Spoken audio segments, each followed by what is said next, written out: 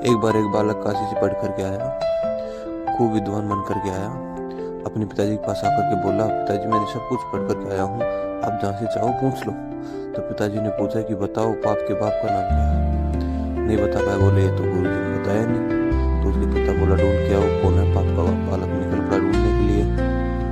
जब 2-3 दिन निकल गए पर कहीं से उत्तर नहीं मिला पाप का बाप कौन। तभी एक घर के बाहर गौ माता खड़ी और तुलसी का पौधा लगा था। बालक ने सोचा कि किसी वैष्णव का घर होगा, तो 2-3 दिन हो गए कुछ खाया भी नहीं, कुछ खा लेता हूँ। देसी प्रदेश के तो किसी वैष्णव का घर नहीं था, वो एक वैश्य का घर था।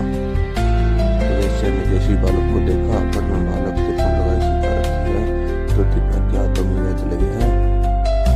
तुरंत तुलसी आई जल का पात्र लेकर और जलपान कीजिए। तो उस ब्राह्मण ने तुरंत जलपान किया। पान करके बोला कि मुझे लगता है किसी वैष्णव का घर है, गोबर का चौका लगाया, बाहर गया है, तुलसी का पौधा है, आप निश्चित ही कोई वैष्णव है।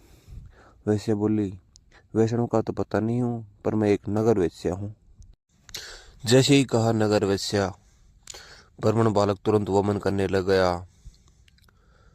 तुरंत बाहर आ गया, अपने पेट के हाथ निकालने लगा। वैश्या बोली, ये क्या कर रहे हैं आप।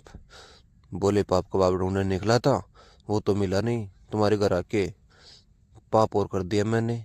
अरे तुम्हारे घर का पियेंगे हम, तुम्हारे हाथ का खाएंगे हम। जैसे ही सुना पाप के बाप को खोजने निकले थे, तो वैश्या ने सोची, मन ही मन में सोचा ज्यादा दूर नहीं जाने दूंगी, यही मिलाती हूँ पाप के बाप से।